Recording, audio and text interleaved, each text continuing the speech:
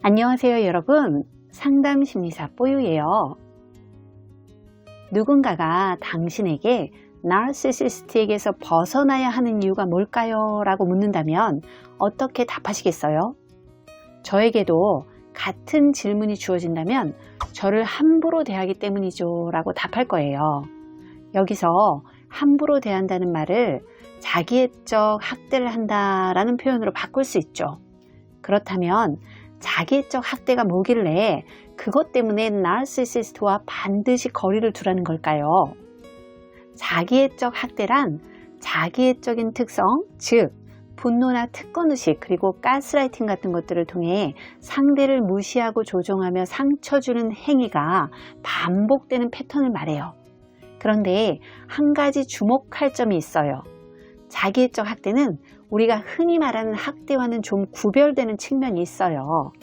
자기애적 학대에는 신뢰가 깨지고 안전의 위협을 느낄 정도의 상황이 전개되지만 그와 더불어 정상적이고 심지어 행복해 보이기까지 하는 시기가 번갈아 나타나요. 즉, 학대적인 정황만 계속되는 게 아니라는 거죠. 나르시시스트는 어째서 자기애적 학대를 하는 걸까요? 그들 자신의 과한 자기애적 욕구를 충족시키기 위해서죠. 취약하고 불안한 자신의 내면을 은폐하고 수치심을 감추면서 상대를 통해 자기가 원하는 걸 얻어내려고 학대를 한다는 거예요. 만일 우리가 자기애적 학대 속에 계속 머무르면 어떻게 될까요? 예를 들어서 설명해 볼게요. K의 아버지는 나르시시스트예요. 아버지는 매사에 자기 생각과 관점이 기준이고 가족들이 자기가 원하는 대로 움직여야 잠잠했죠. 느닷없이 분노를 쏟아내서 집안을 살얼음판처럼 얼어붙게 만들었다가 언제 그랬느냐는 듯 외식을 하고 용돈도 주면서 분위기를 전환하기도 했지요. 그렇지만 진심에서 우러나오는 배려나 관심은 아니었고요. K나 엄마는 아버지의 모호한 기준과 수시로 변하는 감정 때문에 혼란스러웠죠.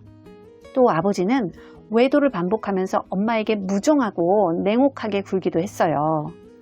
K는 엄마의 슬프고 불행해 보이는 얼굴을 계속 바라봐야 했죠. 아버지는 K를 모자란 딸 취급했고 뭘 하든 성에 차지 않는다고 지적질과 폄하로 수치심을 줬어요. 그러다가도 지인들에게 K의 상위권 성적을 언급하며 뿌듯함을 느끼는 듯 했고요.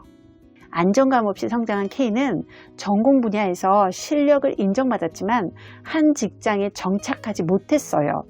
자존감이 낮은 그녀는 내면에 상처가 많은 사람들과 함께할 때 마음이 편했죠. 그렇게 피하고 싶었건만 알고 보니 아버지와 닮은 꼴의 남자와 결혼했고 고심 끝에 이혼했어요. 실패감 속에 힘들었지만 어머니를 보호해야겠다는 일념으로 버텨냈어요.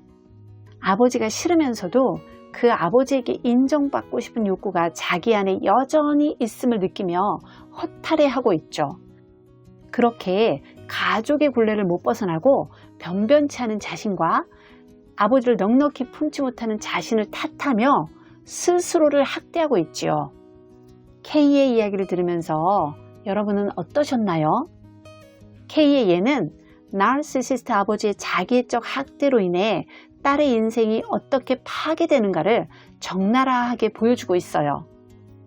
나르시시스트는 자기애적 욕구를 충족시키기 위해 학대를 다양한 방식으로 가해요. 그런데 자기애적 학대 속에 있으면서도 정작 우리는 학대당한다는 사실을 깨닫지 못해요. 그렇지만 학대의 방식에 대해 새롭게 인식을 하게 되면 우리의 시각이 달라질 거예요. 당신은 혹시 나르시시스트로부터 가스라이팅을 당해보셨나요?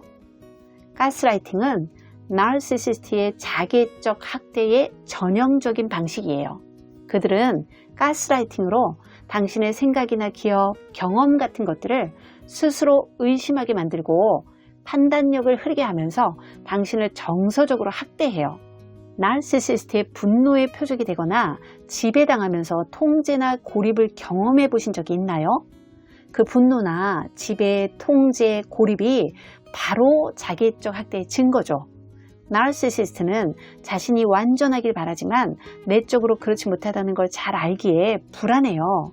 그 불안감을 없애기 위해 당신을 마음대로 지배하면서 자기를 대단한 존재로 둔갑시키려 들죠. 지배를 통한 학대는 주로 당신의 가족이나 친구, 지인을 비난하는 형태로 나타나곤 해요. 당신이 고립될수록 통제하기가 쉬워지니까 당신이 가까이 지내는 사람들을 모함하면서 멀리하게 만드는 거죠. 한편 생활비를 안 주면서 당신을 지배하려 하고 용돈을 끊겠다면서 자녀를 통제하려 들기도 하고요. 혹시 나르시시스트와 논쟁하면서 그들의 합리화나 책임 전가, 비판 때문에 절망해 보신 적이 있나요? 그들과 함께 하다 보면 이런 것들이 일상화되면서 당신은 학대를 받고 있는지조차 모르게 되죠. 거짓말이나 외도, 퓨처 페이킹의 방식으로도 당신을 학대해요. 예를 들어서 네가 원했잖아. 결혼하자. 당신 바람대로 아이 낳자. 네 뜻대로 상담 받을게. 이런 식으로 퓨처 페이킹을 하면서 지키지 못할 미래에 대한 소망을 심어주면서 괴롭히죠. 당신에게 결핍을 느끼게 하는 것으로도 자기애적 학대는 행해져요. 그들과의 관계 속에서 애정이나 관심, 공감, 배려 같은 것을 갈구하면서 결핍감을 느끼시나요? 만약 그렇다면 당신은 자기애적 학대를 당하고 있는 거예요. 나르시시스트는 얻고 싶은 게 있을 때 당신에게 관심과 친절이란 형태의 빵을 주면서 다가오죠. 당신은 빵 맛에 길들여져서 빵이 더 먹고 싶어져요. 하지만 그들은 원하는 것을 얻으면 당신을 거들떠보지도 않아요. 이제 당신은 결핍을 느끼며 빵 부스러기라도 학수고대하게 되죠. 그렇게 되면 나르시시스트는 점점 더 작은 양의 빵 부스러기를 던져주고 당신은 그걸 주워 먹으면서 감격하기까지 하죠. K의 아버지는 분노 그리고 일관성 없고 자기중심적인 방식으로 가족을 지배하려 들었고 외도와 같은 배신 행위와 자녀를 경멸하며 통제하는 식으로 학대를 일삼았죠. 여러분은 어떤 방식의 자기애적 학대 속에서 살아오셨는지요?